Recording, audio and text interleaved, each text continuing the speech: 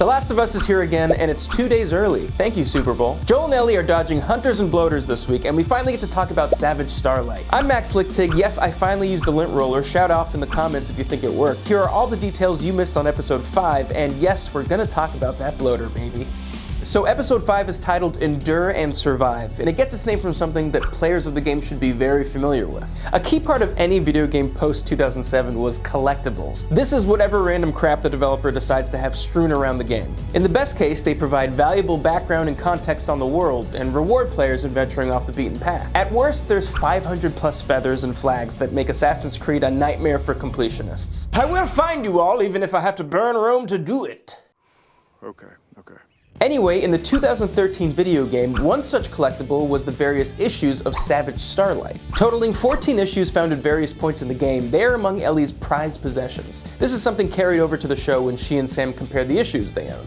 By the way, now is as good a time as ever to remind you to like and subscribe. Summon the mycelial power of the clicker and click that beautiful red button to join Screenrant every week while we break down your favorite TV shows and movies. Now back to Savage Starlight. This fictional comic series has a pretty compelling plot of its own. Told in the description blurbs on the back of each collectible, the series follows protagonist Dr. Daniela Starr. In the future, she develops travel that's faster than light as a part of a secret experiment.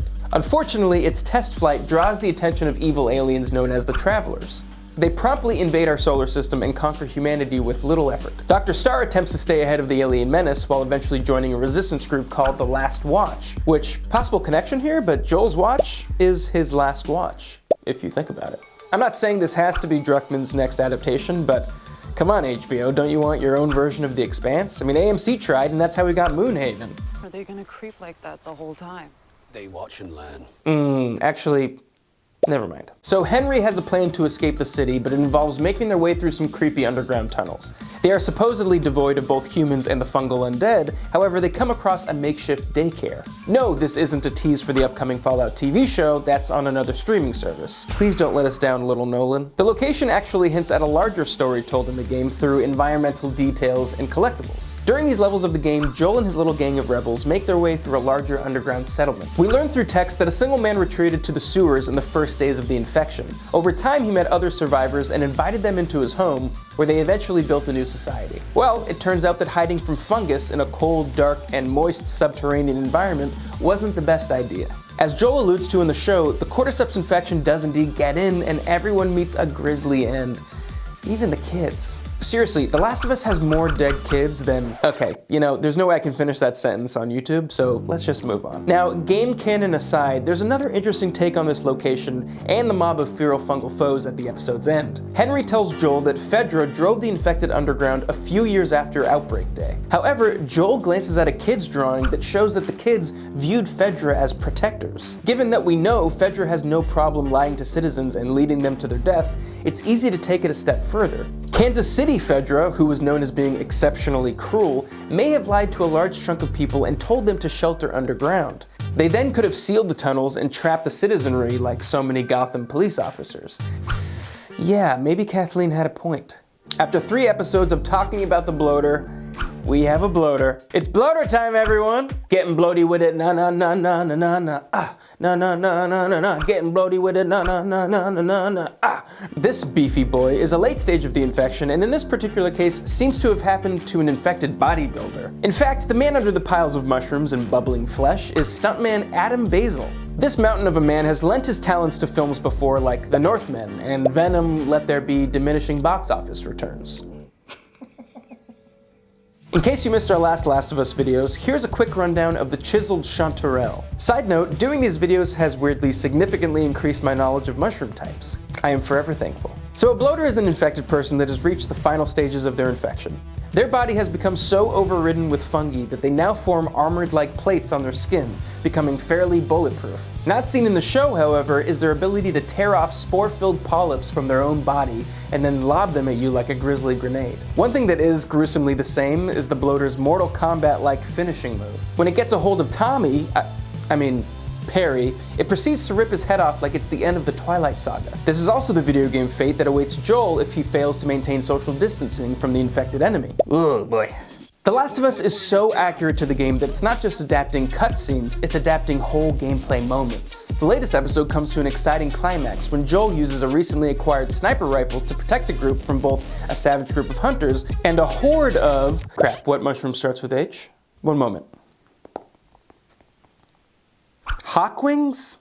Whatever. Well, this is taken straight out of the classic game. It's a whole section of gameplay that involves the player maneuvering into the house, taking out the people inside, and then using the rifle to take out the large truck hounding you for the last few levels, and then protecting the group from even more zombies. Of course, in the game, Joel has to work his way through far more than just an old man hiding in an attic, which actually brings up something about a game versus a show. As with last week's ambush, the show has decreased the amount of enemies Joel has to work his way through. However, with fewer people for Joel to mow down, each enemy he encounters gets progressively more deadly. That's highlighted in this episode when Henry is impressed that Joel and Ellie have both survived an encounter with 2 whole clickers. And at this point in the game, I've already set like 10 of them on fire. It's not really a big point, but it does harken back to the height of 2013 discourse when the phrase on every gamer's lips was ludonarrative dissonance. Remember when that was the biggest debate in gaming and not whatever fresh hell we have today? Side note, oh my god, I never knew how much we needed to see a creepy acrobatic mushroom child that we see chase Ellie in that van, but what a performance by that little Cirque du Strogolomyces. That's another fungus name.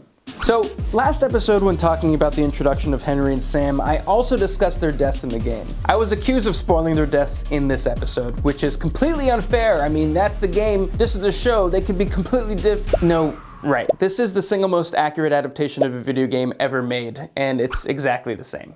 My bad. See, here at Screenrant, we're transparent about our transgressions, so another reason to smash that sub button. Yes, the sudden deaths of both characters is almost identical to the game. However, the show adds one more wrinkle that really upsets the misery for the show's teenage lead. In the game, Sam keeps his bite a secret until he busts out the bedroom and tackles Ellie like she's the last fresh plate of Hanukkah latkes. No, I'm not allowed back at my great aunt's holiday celebration anymore. Why do you ask? However, in the show, Sam shows Ellie his ankle bite, and she attempts to cure his infection in the jankiest blood transfusion ever seen on screen by just smearing her blood on his open wound. Sort of like what you do when your friend gets a snake bite, but instead of miracle blood, it's your... Well, it's a heartbreaking effort to save his life, and she really believes it will work, too. Look, you can almost pinpoint the exact moment her heart hardens like stone. The Bloater isn't the only video game enemy to make a big impact this episode. Last week we got a glimpse at the massive military motor vehicle, but this week gave us the Juggernaut in action. Joel alluded to its capabilities last episode when he talked about the big plows that would clear the roads of abandoned cars, thus providing an unobstructed route to the city. Well, the hunters have repurposed the truck for their own use, even painting "Run" ominously on the plow. The game has a different version of this same truck, and for the most part it serves as the main villain of the level. It's like if Kathleen was 6 tons, armor-plated, and had a mounted machine gun for a head. The truck meets a similar end when in both game and show it crashes and explodes from a well-placed sniper shot from Joel. Like I said last episode, Pedro Pascal is killing it this playthrough. After 0 zombies this episode and a whole 2 before, some people were sassing it for being stingy on the undead. Well, you got a lot of them this episode. The Last of Us returns next week, but because of the Super Bowl, we now have to wait an extra 2 days to see it. Damn you, football! You continue to be the downfall of nerds everywhere. Well, look at me now, Dad! See you next week.